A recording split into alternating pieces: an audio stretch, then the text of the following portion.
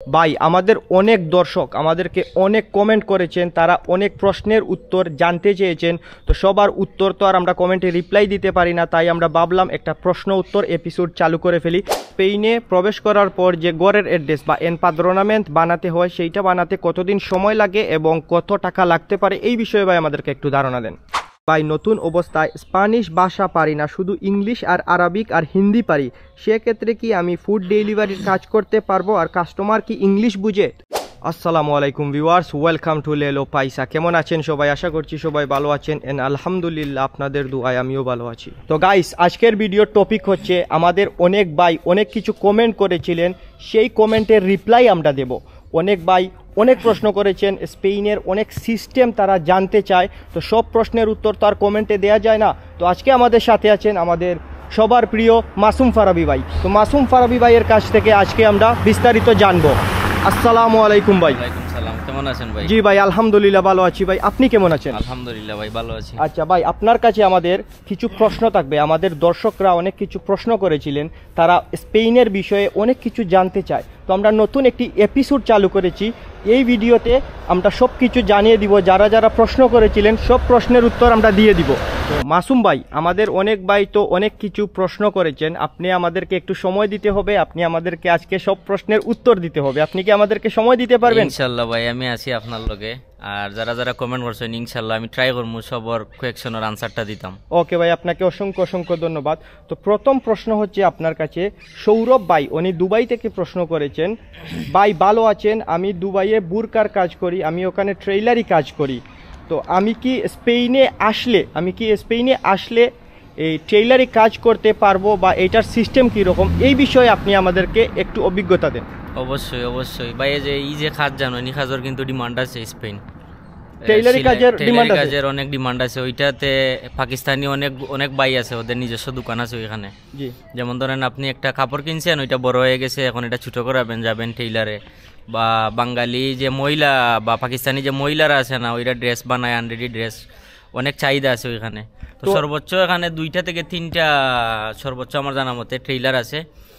ওই ভাই যদি আসে, প্রথম অবস্থায় যদি কাগজ না থাকে, ওই দোকানে ওদের সাথে কথা বইলা কাজ করতে পারবে যদি পুরা কাজ জানে। আর যদি পরবর্তীতে কার্ড হয়ে যায়, উনি একটা দোকান যদি খুলে টেইলারের, অনেক ইনকাম মাশাআল্লাহ। তো ভাই আপনি এইটাই বলতে চাচ্ছেন, যদি কোনো ভাই বা কোনো ব্যক্তি স্পেনে প্রবেশ করে বা স্পেনে আসে, তার যদি টেইলারি কাজ জানা থাকে, সেলাই কাজ জানা থাকে, সে যদি এইরকম কোনো দোকানে কাজ করে অথবা সে যদি নিজেও একটা দোকান খুলতে পারে, ভালো টাকা ইনকাম করতে পারবে। আর এই কাজের চাহিদা আছে, কারণ এইখানে অনেক বাঙালি, ইন্ডিয়ান, পাকিস্তানি কমিউনিটি কিন্তু অনেক বড়, অনেক বড়। সব মহিলাদেরই কিন্তু ড্রেসের প্রয়োজন, বা পাঞ্জাবি কিন্তু পরে, ওই যে পাকিস্তানি লোকেরা আছে না, ওরা পাঞ্জাবি কিন্তু তৈরি করে পরে। তো সেই ক্ষেত্রে আপনার সেলাই কাজ জানা আছে, আপনি ভালো টাকা ইনকাম করতে পারবেন ইনশাআল্লাহ। ভাই আপনার প্রশ্নের উত্তর পেয়ে গেছেন।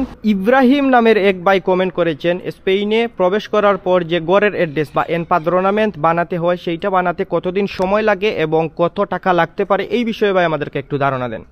এমপাদ্রামেন্ট তো যদি নিজের মানুষ থাকে 1 টাকাও লাগতো না, নিজের ফ্যামিলির মানুষ থাকলে 1 টাকাও লাগতো না। সবার যদি বাসা থাকে, একটা তোমার ইনস্ট্যান্ট করে লইতে পারবো। যদি নিজের মানুষ না থাকে ভাই, তে আপনি সরকারি ঘর থেকে করতে পারবা, 1 টাকাও লাগতো না। 4 থেকে 5 মাস সময় লাগবো, 1 টাকাও লাগতো না। আর যদি আপনার ইমার্জেন্সি লাগে, যে আমি লিগেল হওয়া আমার খুব জরুরি, তাহলে আপনি বিভিন্ন মানুষের বাসা আছে, বিনিময় নিব 3 থেকে 4 মাসের লাগে, মনে হয় 300 থেকে 400 ইউরো নিবে। যেদিন আপনি অ্যাপয়েন্টমেন্ট নেবেন, ওই দিনই এমপাদ্রামেন্ট হয়ে যাবে। আচ্ছা, তো আপনি এইটাই বলতে চাচ্ছেন যে কোনো ভাইয়ে যদি সরকারি গড়ে করে, তাহলে কোনো টাকা লাগবে না, সময় লাগবে মিনিমাম 3 থেকে 4 মাস। আর যদি ইনস্ট্যান্ট করতে চায়, তো সেই ক্ষেত্রে কারো গড়ে করলে তাকে বিনিময়ে 5 মাসের জন্য বা 4 মাসের জন্য মিনিমাম 400-500 ইউরো তাকে মিনিমাম দিতে হবে, গুনতে হবে। ঠিক আছে ভাই, ধন্যবাদ। আমরা নেক্সট প্রশ্নে যাচ্ছি। মাসুম ভাই, আমাদের আরেকজন ভাই আরেকটি প্রশ্ন করেছেন যে স্পেনে 3 বছর থাকার পর যে বৈধতা পাওয়ার জন্য যে একটি জব কন্ট্রাক্ট অথবা ওয়ার্ক পারমিট কিনতে হয়, তার কত টাকা খরচ হতে পারে বা এই কত মাসের কন্ট্রাক্ট নিতে হয়, এই বিষয়ে একটু আপনি ধারণা দেন ভাই। এই কোয়েকশনটা খুব গুরুত্বপূর্ণ। আমি আগের ভিডিওতে আমি কইছিলাম যে কন্ট্রাক্ট কত টাকা, এটা মানে এক্সাক্ট হওয়া যায় না।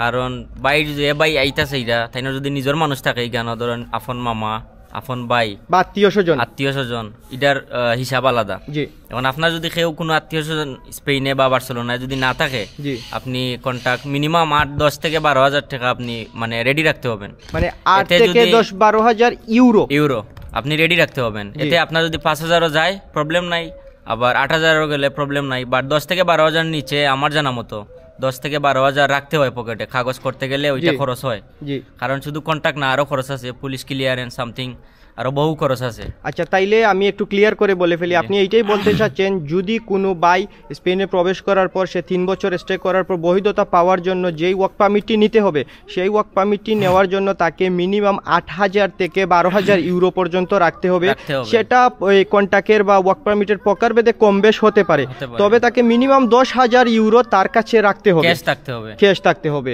তো গাইস, আপনারা আর একটু ভালো করে বুঝে নিন, আপনারা বৈধতা পাওয়ার জন্য যে ওয়ার্ক পারমিটটি কিনতে হয় বা ওয়ার্ক পারমিটটি নিতে হয়, সেই ওয়ার্ক পারমিটের জন্য আপনাকে মিনিমাম 10,000 ইউরো, যা বাংলা টাকায় 13 লক্ষ টাকার মতন সামথিং আপনার কাছে রাখতে হবে। সেটা কন্ট্যাক্টের বা ওয়ার্ক পারমিটের প্রকারভেদে কম বেশ হতে পারে। জি, ঠিক জি, আছে মাসুম ভাই, ধন্যবাদ। আমরা নেক্সট প্রশ্নে যাচ্ছি। তো তাহের ভাই কমেন্ট করেছেন, অন্যজনের আইডি দিয়ে ফুড ডেলিভারি করলে প্রতিদিন কত টাকা ইনকাম করা সম্ভব, এই বিষয়ে আমাদেরকে একটু ধারণা দেন।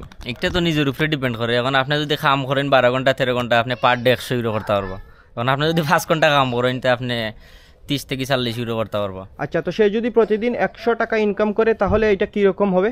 100 টাকা যদি ইনকাম করে প্রতিদিন, মালিক 30 ইউরো আর যে করবে উনি 70 ইউরো। 70 ইউরো। তো এই 30%। বিষয়ে মানে উনি যদি 1,000 ইনকাম করে, উনি 15 দিনে বা 1 মাসে যতদিনই উনি 1,000 টাকা ইনকাম করবে, 30% মালিক আর 70% হচ্ছে যে কাজ জি, করবে জি, সে। জি। আর এটা ডিপেন্ড করে আপনি কত সময় কাজ করবেন, কত ঘন্টা কাজ করবেন, যা ইনকাম করবেন আপনার সময়ের উপরে এটা ডিপেন্ড করে। জি, জি। তো ঠিক আছে ভাই, ধন্যবাদ। আমরা নেক্সট উত্তরে যাচ্ছি। একজন ভাই কমেন্ট করেছেন, ভাই আমি বার্সেলোনাতে আছি, আমার একটি কাজ লাগবে, সেই বিষয়ে আপনি কিছু বলেন।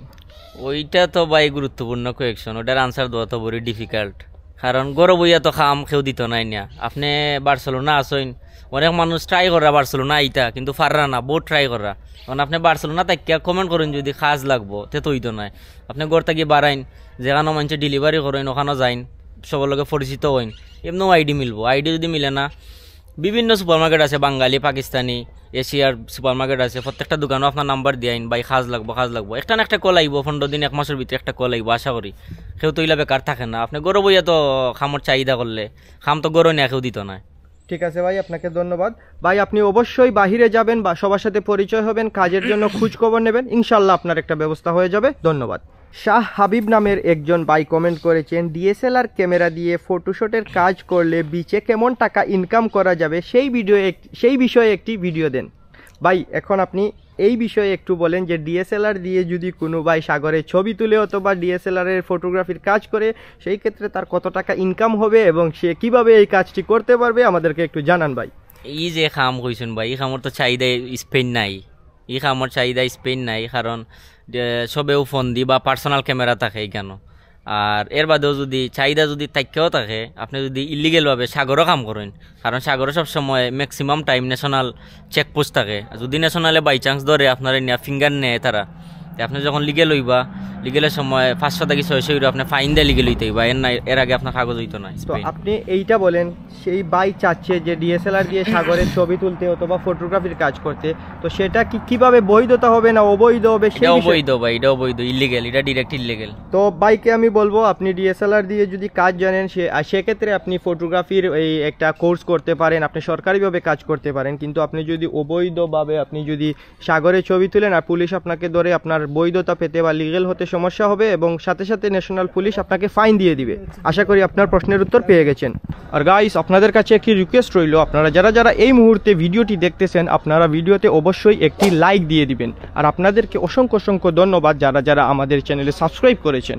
আর যারা সাবস্ক্রাইব করেন নাই, আপনারা দয়া করে চ্যানেলটি সাবস্ক্রাইব করে ফেলবেন। আরেকজন প্রশ্ন করেছেন, জব কন্ট্রাক্ট 2 বছর হওয়ার আগেই যদি আমি কিনে ফেলি অথবা 2 বছর হওয়ার আগেই যদি আমি জব কন্ট্রাক্ট পেয়ে যাই, সেই ক্ষেত্রে কি রেসিডেন্ট কার্ডের জন্য অ্যাপ্লাই করতে পারবো? এটা ভাই আপনি এখন ধরেন আমি আজকেই আইছি স্পেনে, এটা চাইলে তো আমি আজকেই কিনতে পারবো। আমার যদি টাকা থাকে আমি আজকেই কিনতে পারবো, কিন্তু এটা জমা দিতে পারবেন না। আপনি মিনিমাম 3 বছর স্টে করতে হবে স্পেনে লিগেলি। ওইটা এম্পাদ্রামিয়ান্ত যেটা আছে ওইটার বয়স 3 বছর হতে হবে। আর যদি নতুন নিয়ম আসে মিনিমাম 2 বছর স্টে করতে হবে।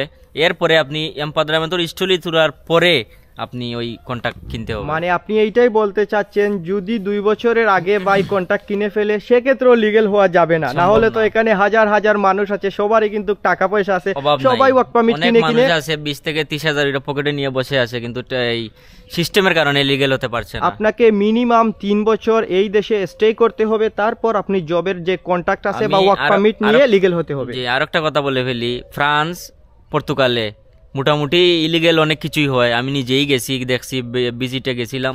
কিন্তু স্পেনে একটা জিনিস মাথায় রাখতে হবে, কোনো ইলিগেল কিছুই হবে না, ইলিগেল কিছুই হবে না, এটা ইম্পসিবল। ওকে ভাই, আপনাকে অসংখ্য অসংখ্য ধন্যবাদ। আমরা চলে যাচ্ছি পরবর্তী উত্তরে।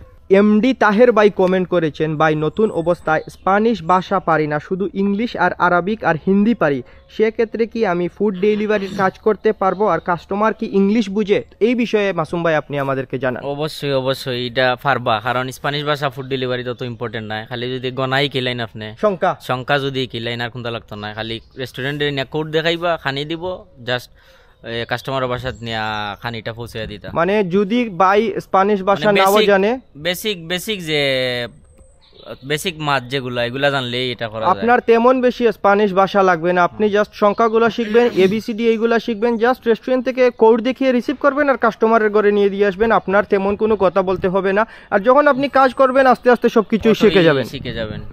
ইরফান ভাই আমাদের কাছে প্রশ্ন করেছেন নিজের আইডি কিভাবে খুলতে হয়, আর আরেকজন ভাই কমেন্ট করেছেন এমপাদ্রোনামেন্ট দিয়ে কি আইডি খোলা যায়, এই বিষয়ে আমাদেরকে একটু ধারণা দেন।